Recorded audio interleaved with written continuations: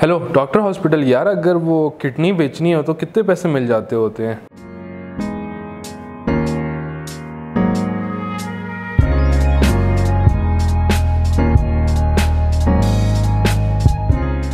अस्सलाम वालेकुम मेरे दोस्तों, मेरा नाम है साद और आज की इस वीडियो के अंदर हम उस फ़ोन के बारे में बात करने वाले हैं जो कि सिर्फ हम में से बहुत से लोग सिर्फ किडनी बेचकर ही खरीद सकते हैं। मैं बात कर रहा हूँ iPhone XS, XS Max और XR की। हालांकि XR को एक बजट फ़ोन कहा जा रहा है और हम में से बहुत से लोग जो है उसे कह भी रहे हैं कि एक बजट फ़ोन है। उसके लिए एक अलहदा से एक वीडियो बनाऊंगा मैं, क्योंकि आज की वीडियो में सिर्फ हम XS और XS Max के ऊपर बात करेंगे। अब हर साल जो है iPhone अपना एक अपग्रेड लेके आता है, अपने जो डिवाइस उसने रिलीज़ किया होता है जो कि एक रेवोल्यूशनरी डिवाइस वो कह रहा होता है और उसमें ही चेंजेस कर सकता है। हालांकि हम में से बहुत से लोग उसे क्रिटिसाइज करते हैं जो कि पहले मॉडल आ चुका होता है और उसके अंदर रूम जो होता है इंप्रूवमेंट का वो मौजूद होता है। वो जानकर एप्पल रखता है ताकि वो अगले साल इसे S लगाकर इसके मॉडल के साथ जो है वो बेच सके। जैसे iPhone 6 से 6S और उसके बाद 8 आया, उसके बाद 10 आया, अब आया हमारे पास यहाँ पे 10S। अभी 10S जो है ये इम्प्रूव वर्जन है iPhone 10 का, मगर यहाँ पे हमें दो डिवाइसेस देखने को मिल रहे हैं, iPhone XS और XS Max देखने को मिल रहा है। हम में से बहुत से लोग जैसे XS कह रहे हैं, प्लीज इसे XS कहना छोड़ दो, ये 10S है। और XS तो बहुत एक टंग ट्विस्टर सा लगता है यार, इस तरह ना बोला करो यार, नाम ना खराब किया करो। iPhone XS के अंदर हमें देखने में तो कोई इतना डिफरेंस दिखाई नहीं देता और बहुत ये सिमिलर दिखाई देते हैं, मगर इसके अंदर कुछ ऐसी चीजें हैं जो कि बिल्कुल डिफरेंट है iPhone X से। सबसे पहली जो बात हम करेंगे यहाँ पे इसके अंदर की इंटरनल की बात कर लेंगे। इंटरनल में आपको यहाँ पे 812 बायोनिक चिप मिलती है जो कि कहा जा रहा है कि मोबाइल फोन के अंदर पहला 7 नैनोमीटर वाला प्रोसेसर या चिप है। अब ये 7 नैनोमीटर की चिप के अंदर इन्होंने ढेर सारे ट्रांजिस्टर, कोई लाखों मिलियंस के अंदर ट्रांजिस्टर भर दिए हैं, जिसके थ्रू ये चिप काफ़ी ज़्यादा पावरफुल हो चुकी है। हालांकि बहुत से अब जो है सैमसंग प्लान भी कर रहा है अपने नेक्स्ट डिवाइस के अंदर छोटी सी छोटी चिप डालने के लिए और वो कोशिश करेगा कि एप्पल को बीट करे, मगर ये काम एप्पल ने हम सबसे पहले कर लिया है और 812 बायोनिक चिप यहाँ पर लेके आया है। अब 812 बायोनिक चिप ऐसी चिप है जो कि आर्टिफिशियल इंटेलिजेंस को बहुत ज़्यादा सपोर्ट करती है। यहाँ पे अगर आप इस फोन के अंदर VR गेमिंग तो आपने सुनी होगी, एक आपने वर्चुअल रियलिटी गेमिंग जो है वो थोड़ी सी डिफरेंट होती है कि आपने फ़ोन रखा है और सामने आपको बिल्डिंग्स बनती नज़र आ रही हैं, आप अपने कैमरे मोबाइल के कैमरे के थ्रू जो गेमिंग कर रहे हो। एंड्रॉयड की बहुत सी ऐप्स हैं, मगर ये आपको iPhone XS के अंदर जो है देखने को मिल जाएंगी इस तरह की गेमिंग वगैरह, या आपकी कैमरा के अंदर डेप्थ सेंसिंग जैसे सीन रिकग्नाइजेशन, ये सारी आर्टिफिशियल इंटेलिजेंस और जो आपके फ़ोन का यूजेज वगैरह है, ये सारा जो पैटर्न रिकग्नाइज करने के लिए ये चिप बहुत अच्छा काम कर सकती है।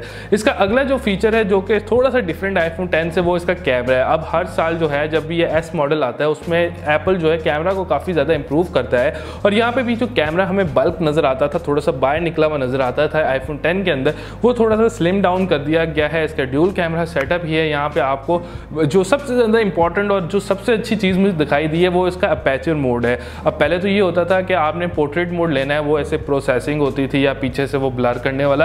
अब यहाँ पे एप्पल ने क्या किया, एक रेवोल्यूशनरी काम किया कि आप फोटो खींचो और उसके बाद आप इसका ब्लर की जो इंटेंसिटी है उसको अपने मर्जी के हिसाब से सेट कर लो।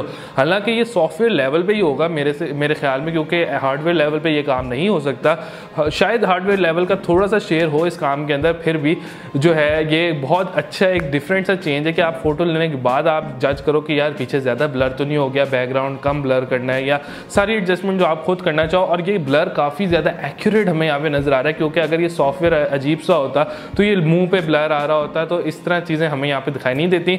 जब भी एप्पल एक सॉफ्टवेयर या एक नया ट्वीक डेवलप करता है वो इसे फुल प्रूफ बना के रखता है कि ये बहुत अच्छा और स्मूथली रन करे।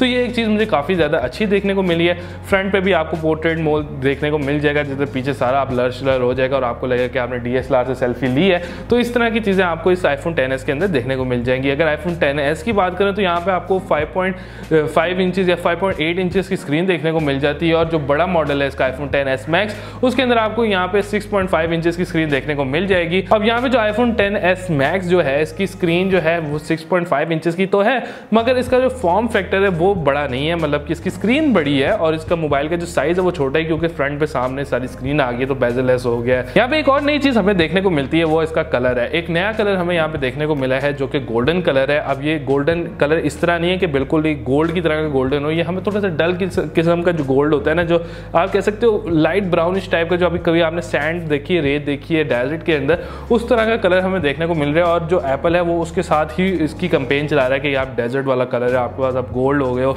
अरेबिक भी हो, साउडीज इन नॉर्डीज टाइप, मगर फिर भी यहाँ पे आपको आईफोन का जो कलर मिलता है काफ़ी ज़्यादा अच्छा है। और पहले भी गोल्ड कलर बहुत लोग पसंद करते थे और कहते थे यार ये पेंडू तो नहीं लगता मगर थोड़ा सा अच्छा देखने को लगता है। तो मुझे खुद भी ये कलर थोड़ा सा पसंद आया, मगर इतना भी कोई अट्रैक्ट नहीं किया क्योंकि आईफोन आखिर आईफोन ही होता है। तो इसके कलर स्कीम्स यहाँ पे हमें बहुत ज़्यादा इंटरेस्टिंग मिलती है, खासतौर पर आईफोन 10R के अंदर, जिसकी बात हम अलग वीडियो में करेंगे क्योंकि वो भी मुझे काफ़ी ज़्यादा इंटरेस्टिंग लग रहा है। यहाँ पे एक नई चीज़ और हमें देखने को मिली है, IP68 वाटर और डस्ट रेजिस्टेंट। पहले वाले आईफोन के अंदर IP67 होता था मगर वो कभी एडवर्टाइज नहीं किया जाता था एप्पल की तरफ से, वो कहते नहीं थे कि आप पानी में डालें हमारा फ़ोन या डस्ट में डालें।